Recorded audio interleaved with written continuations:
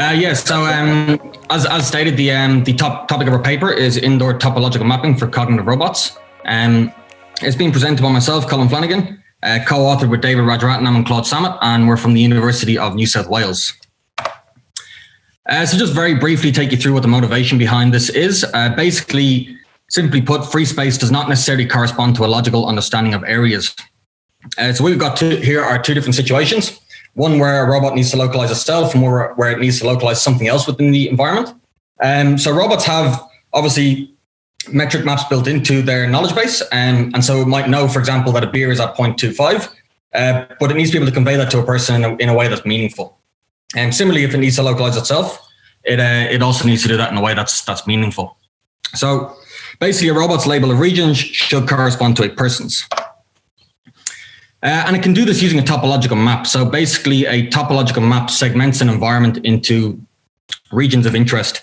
In our particular instance, because what we're dealing with is domestic robots, a region of interest would be a room. So for example, a kitchen, a dining room, etc. And it can use this topological map to sort of localize itself at this qualitative level that is understandable by people.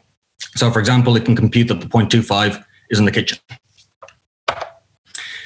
So very briefly, just take you through some of the background. And what we were trying to address with this particular paper were some of the assumptions and limitations that were made in previous work. And so this is quite a well-researched field at this stage. There's been research going back to even the 1990s in topological mapping. But a lot of the previous work makes some quite significant assumptions.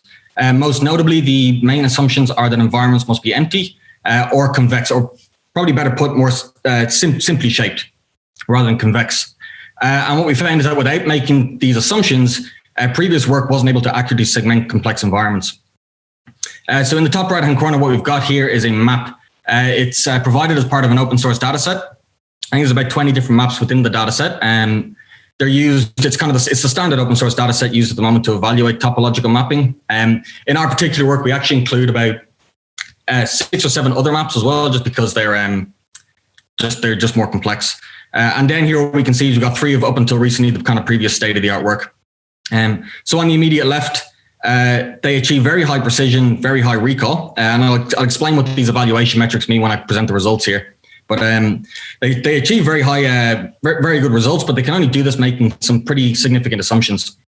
So the empty environments assumption is probably the most significant for a domestic robot. Obviously, environments are cluttered. They've got furniture. They've got just general rubbish. And so you can't make this assumption in order to be generalizable, you just can't make this assumption.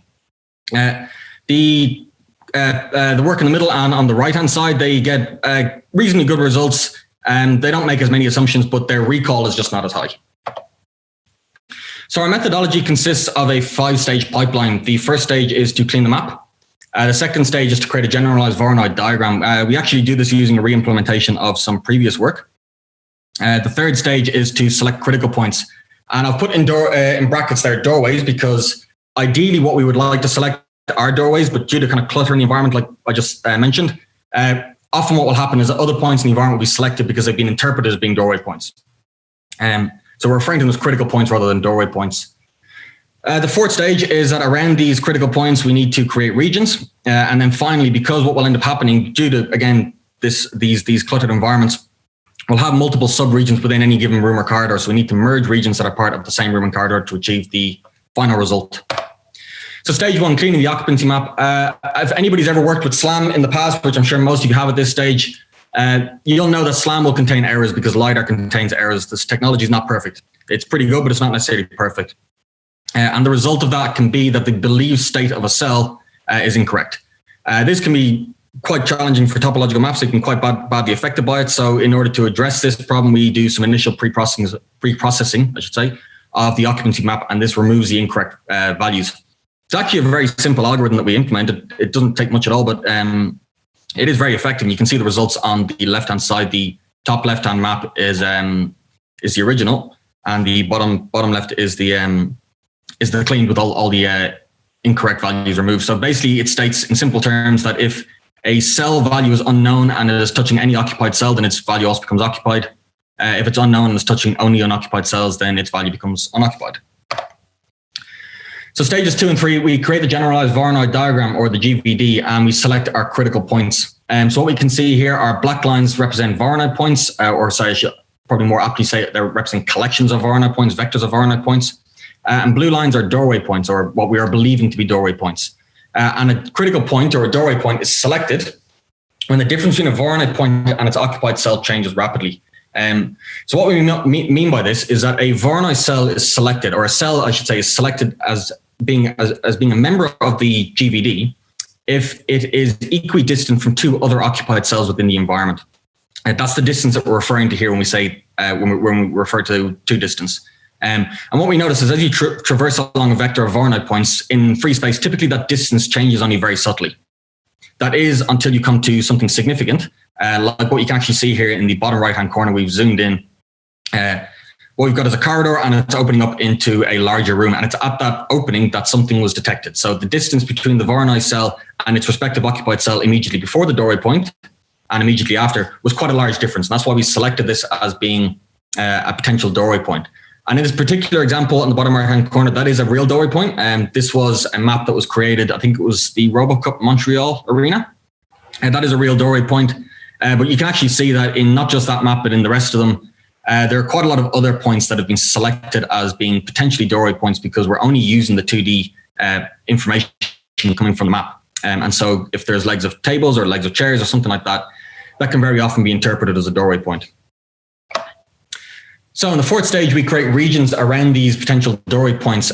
We do this by selecting two succeeding doorway points as being the entry and exit point of any given region. Take these two succeeding doorway points as being the entry and exit points of any given region. And what we do is we use a ballooning algorithm. So all of the Voronoi cells between two different doorway points, we create a circle around each one of them. The radius of that circle is equal to the distance between that Voronoi point and the respective occupied cell that it was selected as being part of the GVD for, including both of the doorway points themselves. And then what we actually find is that if the map is of a high enough resolution, then the intersection points of each of those circles as we traverse along a select collection of Voronoi points tracks along the outside edge area of the map quite nicely. So that's what you can actually see here is we're actually tracking along the outer area of the map very nicely. And that's down to the fact that the map is of a high enough resolution, which we feel is a pretty fair assumption. The LiDARs nowadays produce quite accurate maps. We feel that's a fairly valid assumption to make these days. But again, what you probably see here, and you've noticed pretty clearly, is that these are not rooms. These regions are not themselves rooms because, again, down to this issue of clutter, we've got multiple virtual doorway points. Therefore, we've created multiple sub-regions. It is also worth noting that while we're referring to Voronoi points quite a lot, these regions are not strictly speaking Voronoi regions. So a Voronoi region, or all of the points within a Voronoi region, are closer to any given Voronoi point than to any other Voronoi point in the environment. That's not necessarily the case in this particular instance. It might happen that a cell within one region is closer to the to a different doorway point than it is to one or to the I should rephrase that. Any given cell within a region might not necessarily be closest to the Voronoi point that it was selected as being part of that region for. So they're not strictly speaking Voronoi points or Voronoi regions. Finally, to address this issue of having multiple sub-regions within given rooms, we need to merge them. So the merging is a semi-autonomous processing. I should say the labeling is a semi-autonomous processing process. So sub-regions within different environments or sub-regions that all have the same unique ID are merged as being part of the same region. So we can use some semantic information if semantic information is available. And on some of the maps we evaluated, semantic information actually just wasn't available to us. So we had no choice but to use a hand-labeled model. But basically what it is that if the robot's got a model of what it can expect to see in different rooms, so if it sees, for example, a fridge surrounding a few different regions, then it will assume that those regions are possibly part of the kitchen. Finally, errors are hand-corrected by people. So the map is then returned to a person who has to hand-correct some of these errors. Even if it correctly classifies a type of room, and it's quite possible, in fact, probable that most domestic environments will have multiple instances of certain types of rooms, bathrooms and bedrooms being obviously the primary example of that. And the thing is that each individual room needs its own unique label. So while the robot might classify two things as being both bathrooms, they need to be classified as bathroom 1 or bathroom 2, for example, and it's up to a person to identify what those are. So finally, just the results. So what we've shown here are 9 different maps. The bottom 3, maps 7, 8, and 9, they're taken as part of that open source data set that I mentioned. That's cited in the paper if anybody's interested in finding it. and the other 6 were created either by ourselves or through some ROS-bag that we were able to obtain online. Our results show that we get 98% precision and 96% recall. So precision is high if the segmented region is fully contained within the ground truth, and recall is high if the ground truth is fully contained within the segmented region. So you might have remembered, if we just go back to the background slide here, if we actually just look at the middle map here from Borman, they achieve very high precision but very low recall. And it's visually possible to see why that's the case. What we see here is this kind of larger room here should be one room, but they've segmented it into being 2. And so because both of those segmented regions are fully contained within the ground truth, they get high precision, but because the ground truth is not fully contained within either of those segmented regions, they're achieving relatively low recall. Whereas with our results, we achieve state-of-the-art precision, 98% precision, state-of-the-art recall at 96%, and we do this without making any of those assumptions, which is a crucial contribution to this work, because it means it's a lot more generalizable to domestic environments, full stop. So thank you guys for listening. I'm happy to take any questions. Great. Thanks. Do you guys have any on? There is one. Just came back. Great. There's one coming up on Slack. So thanks very much. That was a great talk. And the question is, could you comment on the stability of your results? Like running geometric analysis on noisy maps is obviously a brittle thing, and one errant point can cause issues. Do you have any sort of stability thoughts? Well, I mean, what we did notice was that without that pre-processing, actually, the whole thing was a bit of a disaster. I mean, it's not just necessarily for topological mapping that pre-processing is useful. If we look at some sort of like an A-star algorithm, and we found when we created a map of one of our own labs, there was actually, it was such an unstable map that we created, and that we found that the robot was ended up planning paths through walls. So we found that, without that kind of initial pre-processing step, it was really quite necessary to, it was very problematic, and we were getting quite a lot of incorrect results. So that was one of the ways that we dealt with kind of that stability issue.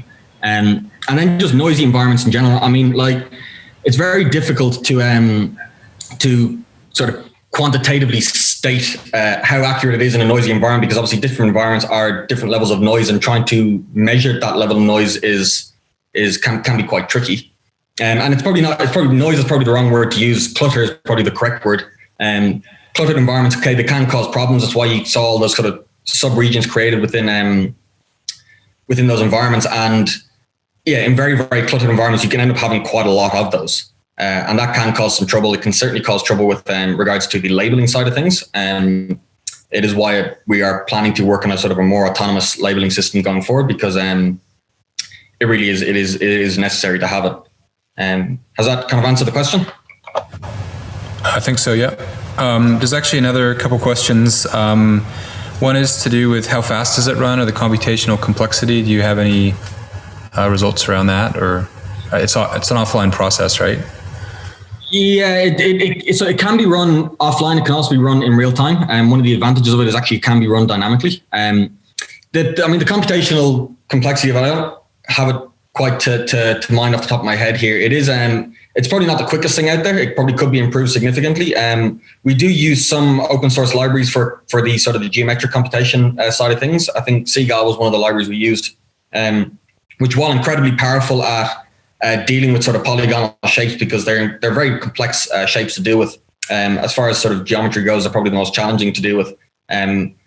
We do use those libraries, and they're also very powerful at processing polygons. They're not necessarily the quickest out there, so it is probably better when it's run offline, because you're not sort of you don't have that sort of time constraint where it has to be done dynamically. But it still can be done dynamically if needed. It's just So the actual complexity, I don't have it to mind immediately, but yeah.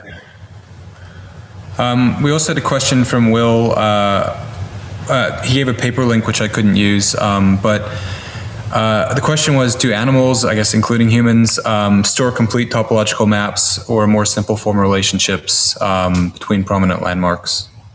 Yeah, I'd say, it's probably more of a kind of a looking into the sort of psychology literature into this. People do certainly sort of think in terms of landmarks that they're able to associate to. But at the same time, if you were to ask any person what room of the house they're in, they'd be able to tell you without hesitation. Nobody sort of is a bit unsure of where they are in terms of what room of the house they're in. I mean, I'm sitting in my kitchen at the moment. That's pretty obvious to everybody that can see that from see my camera. So I mean, yeah, I'd imagine there's some fairly interesting work on the psychology literature side of things, in how people sort of perceive their environment in this sort of qualitative way. But at the same time, I think just looking at this sort of from a logical perspective, I don't think anybody would have any difficulty sort of telling you where they are in an environment in a qualitative way. Yeah, I'm not sure if you're on Slack, Colm, but obviously there's there's actually quite a few questions on Slack as well. I'll move on from Will's question. He gave the reference, do animals use cognitive maps? I think you kind of answered that as maybe, but obviously people use kitchens as a reference. And then Vesh is asking, did the background SLAM algorithm, such as postgraph optimization, EKF, or particle filter make a difference?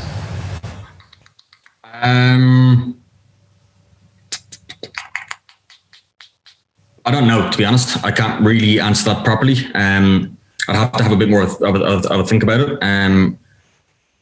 So yeah, I can't really answer that question right now. I'll have a think about it, and yeah, you can feel free to email me that question as well, and I'll go through it in a bit more detail and come up with a more concrete answer. Great. How are we doing on time, guys? All right, I think we have to end it. There's actually a couple more questions coming up, but I think the Slack channel stays open for the entire event too, so you guys can keep asking or email. And that actually concludes our session. I think we're somewhat on time, but I'm going to hand it over to Polo. So thanks very much for everybody participating, and I'm going to hand it over for the end of the day.